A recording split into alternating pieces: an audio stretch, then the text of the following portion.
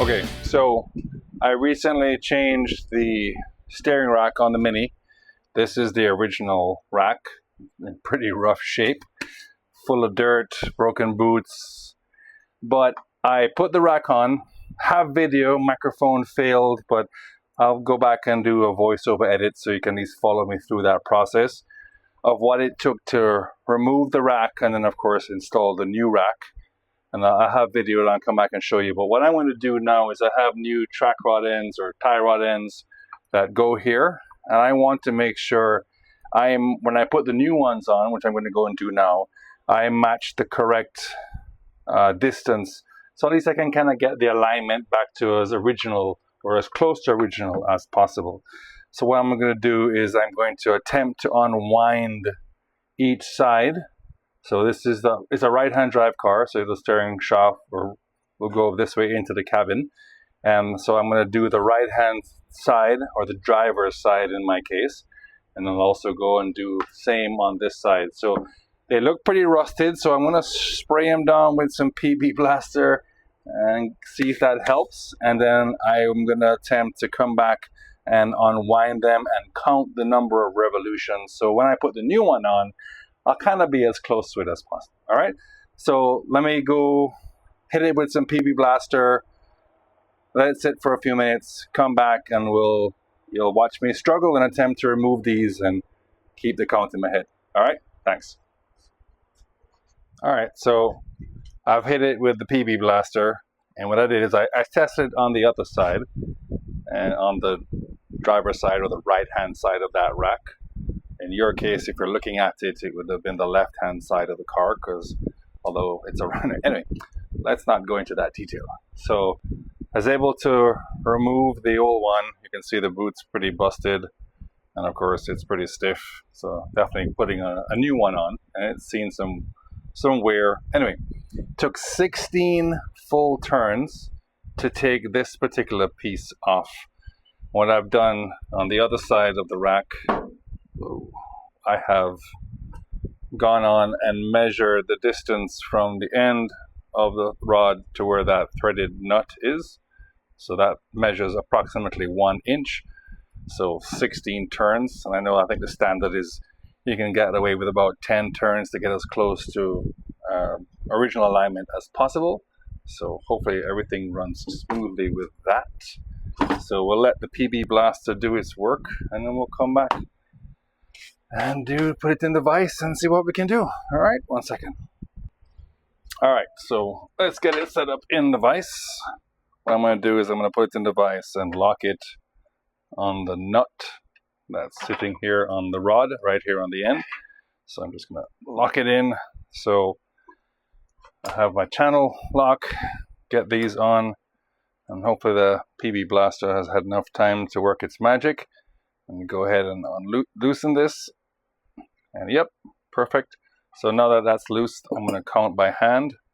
So that's 1, 2, 3, 4, 5, 6, 7, 8, 9, 10. Typically that's where you take it off, but this one's a bit 11, 12, 13, 14, 15, 16, 17, 18, 19, 20. So 20 and a half turns to get this side off. So this is the right-hand side or the left-hand side of the car if you're sitting in the car looking out. So I'll just take a quick measurement. And that one is going to be roughly 1.25 inches. This threaded nut in along that rod, so I'll try and match that back. Hopefully that's as close to my alignment as possible. Not 100% sure because the car was not driving or running on the road when I purchased it. So let's take a walk and go check out the Mini. And we'll do the work on the Mini. I already have the parts set up here on the Mini. I'm kind of waiting to go. So like I said before, steering rack's already been done.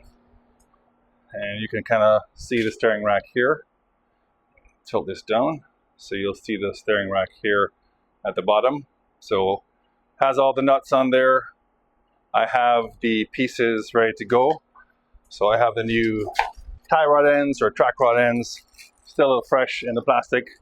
I'm going to go down and wind in the nuts along the rods on both sides, and then we'll come back and lightly put those on. We won't tighten anything down, we'll just make sure they're all on, put the plastic back on, keep it from the elements, and yeah. So I'm going to go ahead and do it off camera, because you don't need me to watch me wind on things, and I'll come back and I'll show you the finished product. Thanks. Okay, so here we can see the new track rod end, the new tie rod end screwed on. I rounded it in 16 because this is the driver's side.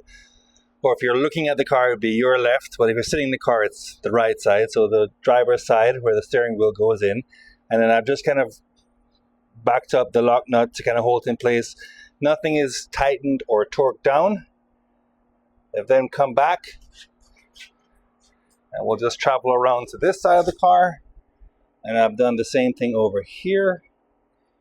And see the lock nut. Let me bring the light around just to have a little better view of what things look like. So here we have this track rod end is also on. This one I wound in 21 or approximately 21 clockwise turns, and then just kind of butted up the nut against the end. So that's going to be there in place. I'm going to place the plastic that they came back in over these just to help protect them from the elements, and then I'm going to come back and tighten them up to make sure everything is good once I've put on suspension, brakes, subframe, etc. But I wanted to get this done and out of the way before we put the subframe in. Same thing with installing the rack. Makes life a lot simpler and a lot easier. All right. Well, appreciate the time. Thanks for watching. Please remember to like and click subscribe. Hopefully that doesn't sound like a broken record. And appreciate the support, and come back and talk to you soon. All right. Have a great evening.